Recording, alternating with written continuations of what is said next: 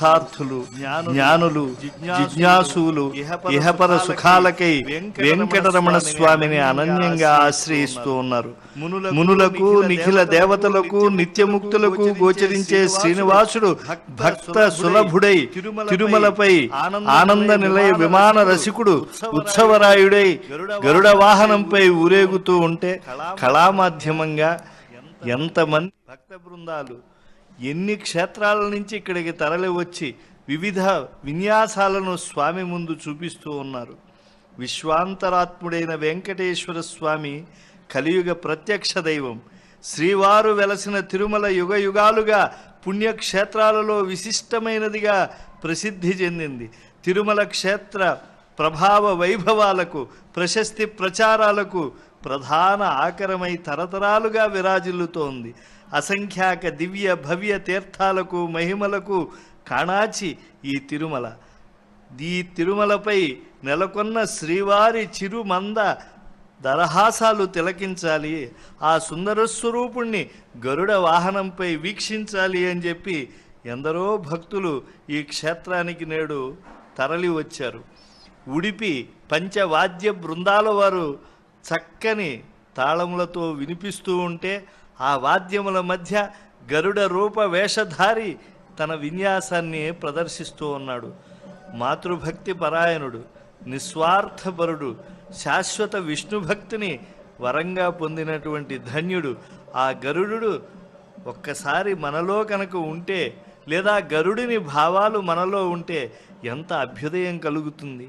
అసలు గరుడుని గురించి, గరుడిని బలపరాక్రమాల గురించి, గరుడిని విష్ణుభక్తి తత్పరత గురించి చెప్తారు.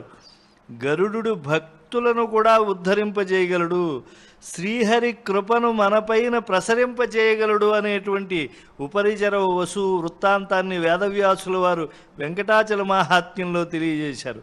ఒకప్పుడు ఉపరిచర వసు అనేటువంటి రాజు తాను యాదృచ్ఛికంగా మునులు దేవతలు వచ్చి అసలు యజ్ఞము విష్ణుదేవతాత్మకంగా జరిగేప్పుడు అది బలి కోరుకుంటుందా, అంటే పశుబలి కోరుకుంటుందా, లేదా తృణములతో చేయవచ్చా అని అన్నప్పుడు కాస్త ఋషులకు కోపం వచ్చేట్లుగా ఆయన సంభాషించి అహంకార ప్రదర్శనం తెలియక చేశాడు. అయినప్పటికీ మహావిష్ణుభక్తుడైనటువంటి ఆయన్ని ఋషులు అధఃపాతాళానికి పడమని శపించారు. అసలు విష్ణు భక్తులకు అలాంటి స్థితి కలుగుతుందా అని మనకు ఆశ్చర్యం కలుగుతుంది. అంటే లోకంలో విష్ణు భక్తులను గరుడు ఎలా ఉద్ధరిస్తాడో తెలియజేయటానికి ఈ వృత్తాంతం బహుశా ఋషుల ప్రణాళిక అయి ఉండవచ్చు. దేవ రహస్యములు మనకు తెలియవు. వెంటనే వైకుంఠంలో ఐరమ్మదీయము, అశ్వత్థము, అపరాజితపురము, హిరణ్మయ భవనము మొదలైన పరమ ఆనంద ఆశ్చర్యకర స్థానాల్లో వెలుగొందేటువంటి శ్రీ మహావిష్ణువుకి దగ్గరలో పాదదాసుడై ఉన్నటువంటి గరుడు కన్నీరు కాల్చారట. గరుడా, బంగారు గరుడా, ఎందుకయ్యా నువ్వు పడుతూ ఉన్నావు అని ఏమీ తెలియనట్లుగా అడిగాడు సర్వజ్ఞుడైనటువంటి శ్రీనివాసుడు. స్వామి, ఉపరిచర వసువుని అధఃపాతాళం నుంచి వాయుదేవుడు పాతాళం వరకు తెచ్చాడు, కానీ అక్కడే ఉండిపోయాడు. నీ భక్తుల యొక్క దైన్యతను నేను భరించలేకపోతున్నాను అని అంటే, నువ్వు తీసుకుని మళ్ళా ఋషుల శాపమును తిరోహితం చేసి ఆయనను భూలోకంలో పునఃప్రతిష్ఠించు సింహాసనంపై అని అన్నారు. విష్ణుదేవుని ఆజ్ఞ తీసుకున్నటువంటి గరుడాళ్వార్లు ఉపరిచర వసువు దగ్గరికి వచ్చి, అయ్యా నా వీపుపైకి ఎక్కు, నిన్ను భూమండలానికి తీసుకువెడతాను అన్నారు. ఇప్పటికే నేను అపరాధం చేసి ఋషుల శాపం వల్ల అధఃపాతాళ చేరాను. నన్ను గరుడు ఎటువంటి వాడు, ఆ గరుడిని జ్ఞాన వైరాగ్యములనేటువంటి రెక్కలు ఎటువంటివి, వాటిపై పాదాలు మోపి నీ వీపుపై విష్ణువు కూర్చోవాలి కానీ నేను కూర్చోను అని చెప్పంగానే వెంటనే గరుడుణ్ణి తల్లి ఎలా బిడ్డ పొదివిలో పెట్టుకుని రక్షిస్తుందో అలా రక్షిస్తూ భూలోకానికి గరుడాళ్వార్లు పాతాళ లోకంలోంచి తీసుకువచ్చారు. నిజంగా కనుక ఉపరిచర వసువే కనుక గరుడినిపై కూర్చుంటే మహావిష్ణువు వల్లే ఆ వేగాతి వేగానికి ఉండగలడా, మళ్ళా పాతాళానికి పడిపోడా? తల్లి ఆయనకు ఉపరిచర వసువు యొక్క తల్లి చక్కని బోధ చేసింది, అహంకారము జోలికి వెళ్ళవద్దని. అది గుర్తుకు వచ్చింది. మాతృభక్తి పరాయణుడైనటువంటి గరుడాళ్వార్ల దృష్టిలో పడ్డాడు కనుక మనం కూడా ఆ గరుడాళ్వార్ల దృష్టిలో పడదాం, ఆ ఊర్ధ్వపుండ్రధారి దృష్టిలో పడదాం. ఆయన విష్ణువు యొక్క అనుగ్రహాన్ని, సంపూర్ణ కటాక్షాన్ని మన మీద ప్రసరింపజేస్తాడు. చూడండి, విష్ణువుని అలంకరించినటువంటి సహస్రనామమాల, లక్ష్మీహారం, మకరకంఠి ఇవన్నీ గరుడికి కూడా అలంకృతమైనట్లుగా కనిపిస్తూ ఉన్నాయి. అంటే మనం భగవంతుని సన్నిధిలో ఉంటే, రాజాస్థానాల్లో కన్నా దేవస్థానంలో కనుక ఉంటే మనకు ఎప్పుడూ అభ్యుదయం కలుగుతుంది. అందుకే వేదాంత దేశికుల వారిని, నువ్వు గొప్ప కవిత్వ సంపద కలిగినటువంటి వాడివి కదా, వెళ్ళి గొప్ప గరుడ దండకము ఇత్యాదులు చెప్పినటువంటి వాడివి, రాజాస్థానంలోకి వెళ్ళవచ్చు కదా అంటే, నీ దగ్గర ఏమన్నా డబ్బులు ఉన్నాయా, ఎందుకు వెళ్ళడం లేదు, ఈ దేవస్థానంలో ఏం పని అనంటే, నాస్తి పిత్రార్జితం కించిత్ నమయా కించిదార్జితం అస్తి మే హస్తిశైలాగ్రే వస్తు పైతామహం ధనం. నా తాత ముత్తాతల సొత్తు కొండపైన ఉంటే ఆ నల్లని వాణి, ఆ చిరునగవుల వాణి, ఆ ఊర్ధ్వపుండ్రముల వాణ్ణి నేను చక్కగా నవరత్న కిరీటధారిని నేను ఆశ్రయించి ఆయనను నా తాత ముత్తాతల సొత్తుగా నేను ఎంతో ఐశ్వర్యవంతుడినే ఉన్నట్టుగా భావించనా అని అన్నారు. కనుక మహాభాగ్యం.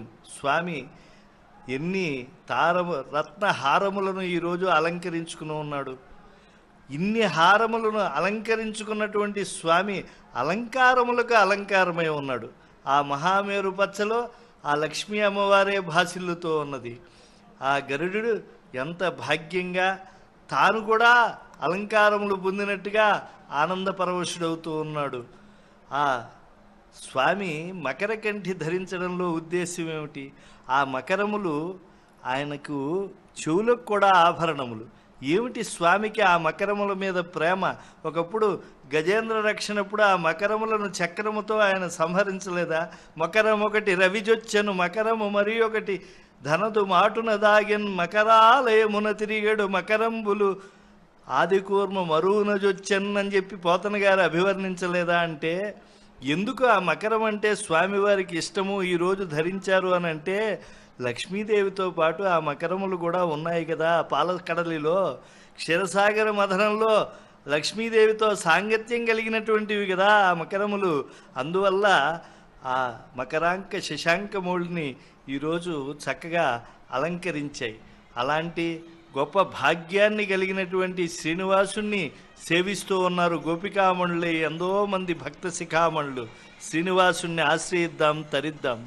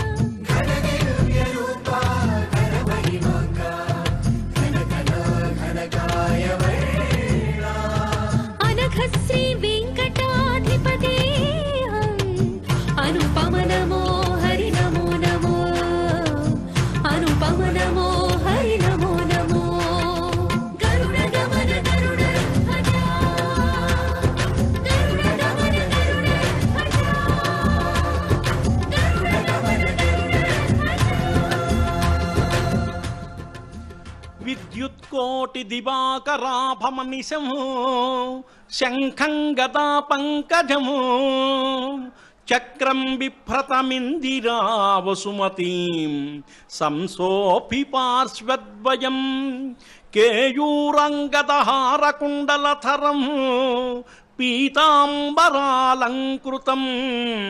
దీప్తం విశ్వధరం స్వవక్షవిలసత్ శ్రీవేంకటేశం భజే శ్రీ వెంకటేశం భజే.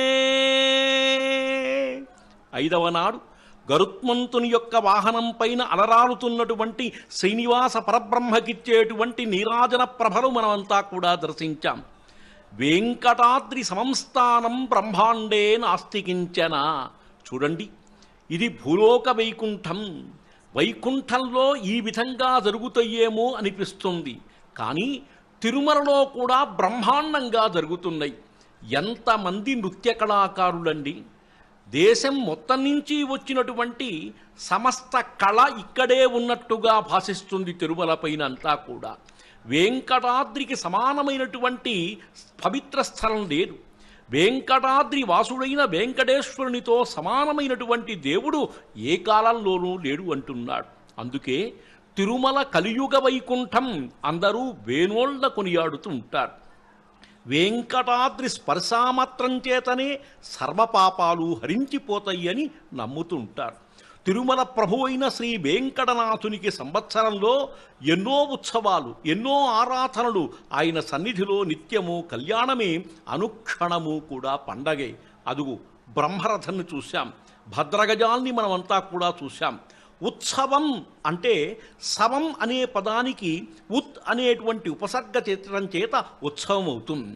సవం అన్న మాటకు యజ్ఞం, క్రతువు అనేటువంటి అర్థం వస్తుంది. అంటే ఒకానొక అధిష్టాన దైవ సంతృప్తి కోసం ఇహపరాలకు సంబంధించిన ప్రయోజనాన్ని ఆశించి శాస్త్రవిధిన జరిగే కార్యకలాపం. కానీ ఉత్ అనే ఉపసర్గాత్మక ప్రయోగంతో ఆ శబ్దం బహుళార్థ సాధకమై సామాజిక సంక్షేమానికి తోడ్పడుతుంది. రామాయణంలో శ్రీరామ పట్టాభిషేక ఘట్టంలో ఉత్సవస్య మహానాసీత్ అయోధ్యాయాం జనాహుతి అని ప్రయోగించడం జరిగింది. మరి సర్వమానవ సంక్షేమార్థం ఏర్పడిన దేవాలయాల్లో ఉత్సవాలు నిజంగా సర్వమాన సంతరణ సోపానాలు అంటంలో సందేహం లేదు. అదుగు స్వామివారి యొక్క దివ్య లావణ్య పరబ్రహ్మస్వరూపాన్ని మనమంతా కూడా చూస్తున్నాం. ఈ రోజున గరుత్మంతుని యొక్క దివ్య వైభవాన్ని మనమంతా కనులారా కాంచుతున్నాం. వైనతేయో ఖగపతి కశ్యపోగ్నిర్మహాబల తప్తకంచన వర్ణాభ సుపర్ణో హరివాహన. చూడండి ఏ విధంగా కీర్తించారు. వినతాయా అపత్యం పుమాన్ వైనతేయ, వినత యొక్క కొడుకు. ఖగపతి, ఖగం అంటే పక్షి, పక్షులకు పతి. కాశ్యపగ్నో మహాబల, కశ్యప ప్రజాపతి యొక్క కొడుకు మహాబలవంతుడు. తప్తకంచన వర్ణాభం అంటే అప్పుడే పుటం పెట్టబడినటువంటి బంగారంలాగా మెరిసిపోతుండేటువంటి సుపర్ణ హరివాహన. హరివాహనుడు అని ప్రత్యక్షంగా మనం కూడా చూస్తూనే ఉన్నాం. ఒక పురాణాన్ని తిలకించినట్టు, ఒక మహాభారత భాగవత గ్రంథాలు చదువుతుంటే మనస్సులో కళ్ళల్లో కదిలేటువంటి చిత్రాలు ఈ విధంగా ఉంటాయేమో అనిపిస్తుంది తిరుమలలో ఇవన్నీ కూడా చూస్తుంటే.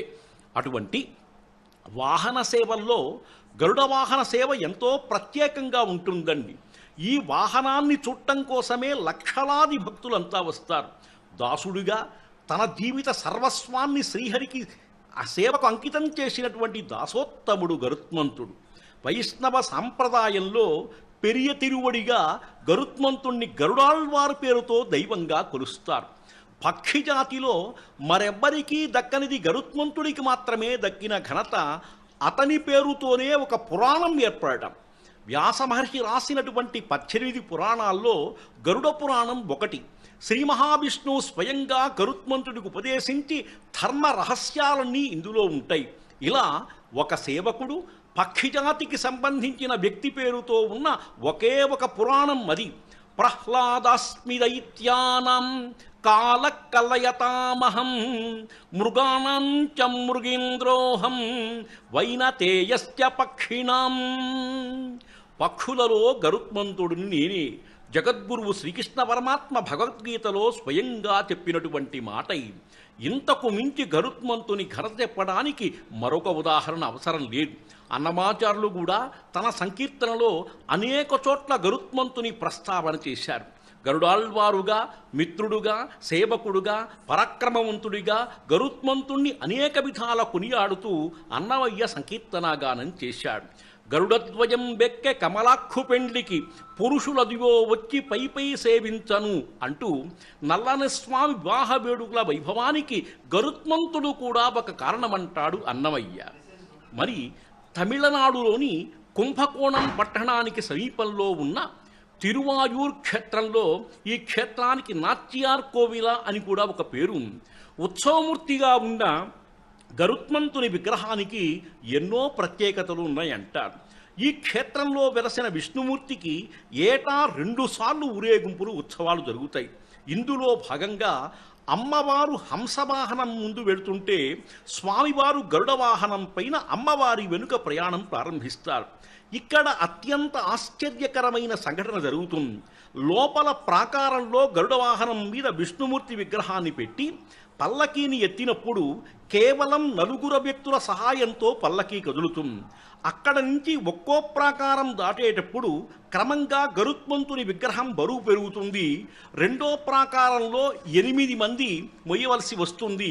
3వ ప్రాకారంలో 16 మంది, 4వ ప్రాకారంలో 32 మంది, 5వ ప్రాకారంలో 64 మంది వస్తే కానీ విగ్రహం కదలనంత బరువు చేరుతుంది. అన్ని ప్రాకారాలు దాటి వీధుల్లోకి వచ్చేసరికల్లా 128 మంది మొయ్యాల్సి వస్తుంది. స్వామివారి వాహనం ఇలా 120 మంది మోస్తే కాని కదలని పరిస్థితి ఉంటే దానికి ముందు అమ్మవారి హంసవాహనం కేవలం 16 బోయీలు మోస్తుండగా వీధిలో విహారం చేస్తుంది. ఊరేగింపు జరుగుతున్న సమయంలో గరుత్మంతుని విగ్రహానికి చెమటలు పట్టడం మరొక విచిత్రం. మొదట్లో తక్కువ బరువుగా ఉండి క్రమంగా బరువు పెరిగేసరికి ఇలా చెమటలు పడతాయని భక్తుల విశ్వాసం. ప్రపంచంలో అత్యంత వేగంగా వెళ్లే గరుత్మంతుడి మీద తాను ఊరేగితే హంసవాహనం మీద వచ్చే అమ్మవారు వెనకబడుతుంది కాబట్టి నీకన్నా నెమ్మదిగా వెళ్తానని అమ్మవారికి స్వామివారు మాట ఇచ్చారుట. అందుకే ఇలా జరుగుతుందని భక్తుల యొక్క విశ్వాసం. చూడండి, ఒక్కొక్క చోట ఒక్కొక్క రకమైనటువంటి నమ్మకంగా ఉంటుంది. కాబట్టి ఇప్పుడు మనం తిరుమలలో వైభవోపేత్సవంగా 5వ రోజు జరుగుతున్నటువంటి గరుడ సేవను మనం తిలకిస్తున్నాం. వెంకటేశ ప్రభువు యొక్క దివ్యానుగ్రహ పరంపరలతో తిరుమల అంతా శోభాయమానంగా ఉంది. వాహనం మండపం పైన సీతారామ లక్ష్మణుల యొక్క బొమ్మ ఉంది. వాహన మండపానికి పక్కన అభయహస్తం ఉంది. ఆ పక్కన గోవిందనామములతో విద్యుద్దీపముల యొక్క దివ్య కాంతులు కాస్త ప్రసరిస్తున్నాయి. లక్షలాది జనంతా కూడా ఈ సుందర దృశ్యాలు చూస్తూ వైకుంఠంలో చక్కగా ఉండేటువంటి ఆ గరుత్మంతుడు శ్రీ మహావిష్ణువుని భూలోకానికి తీసుకొచ్చాడా అనేటువంటి భ్రాంతి కలుగుతూ ఉంది. అదుగో చూడండి, గరుత్మంతుని యొక్క రూపంతో ఉండేటువంటి వాళ్ళు కొంతమంది, అదేవిధంగా చిలకను పైకి కట్టి తిప్పేటువంటి చక్రంలాగా ఉండేటువంటి వాళ్ళు కొంతమంది, భేరీ భాంకారములతో కొంతమంది, గోవిందనామములతో కొంతమంది, అనేక రక నృత్య విన్యాసములతో కూడా తిరుమల కొండ మార్మోగుతుంది. ఎందుకంటే కలియుగంలో గోవిందనామం కంటే మించినటువంటి నామం లేదు అని చెప్పి అంటుంటారు. ఎందుకంటే వర్తమానస్య యత్పాపం యద్భూతం యద్భవిష్యతి.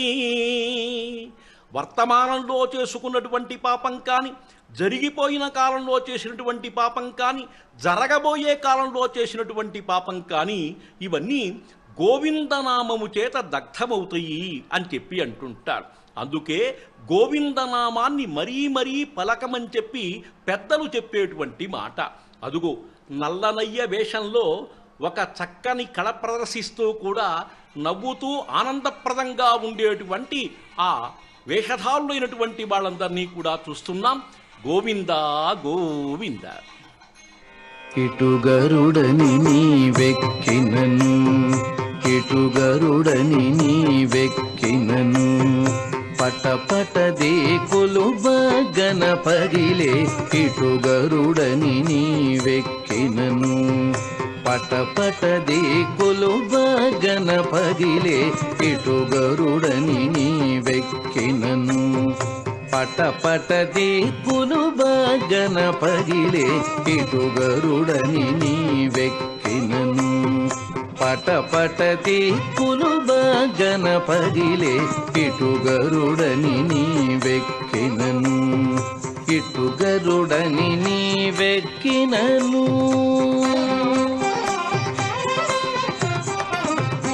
ఎగసిన గరుడని ఏపున కాయని జిగిదొలక చబుకు చేసినను ఎగసిన గరుడని ఏపున కాయని జిగిదొలక చబుకు చేసినను నిగమాంతంబులు నిగమ సంఘములు నిగమాంతంబులు నిగమ సంఘములు గగనము జగములు గడగడవడకే నిగమాంతంబులు నిగమ సంఘములు గగనము జగములు గడగడవడకే ఇటు గరుడని నీవెక్కినను పటపటదే కొలుబగన పగిలే ఇటు గరుడని నీవెక్కినను ఇటు గరుడని నీవెక్కినను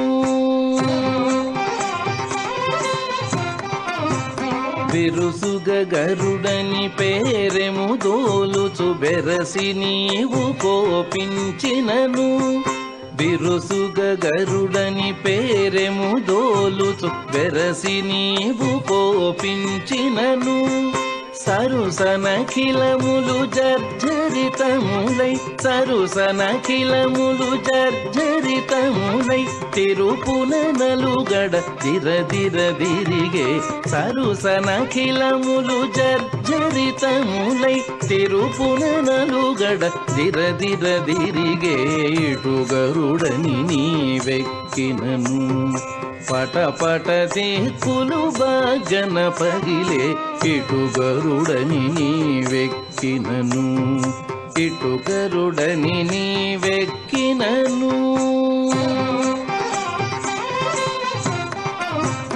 పల్లించిన నీ పసిడి గరుడని కెల్లున నీవెక్కినయపుడు పల్లించిన నీ పసిడి గరుడని కెల్లున నీవెక్కినయపుడు झल्लने राक्षस समिति नी महिमा झल्लने राक्षस समिति नी महिमा వెల్లి మునుగుదురు వెంకటరమణ झल्लने రాక్షస సమితి నీ మహిమ వెల్లి మునుగుదురు వెంకటరమణ ఇటు గరుడని నీవెక్కినను పటపటదే కొలుబగన పగిలే ఇటు గరుడని నీవెక్కినను పటపటదే కొలుబగన పగిలే ఇటు గరుడని నీవెక్కినను ఇటు గరుడని నీవెక్కినను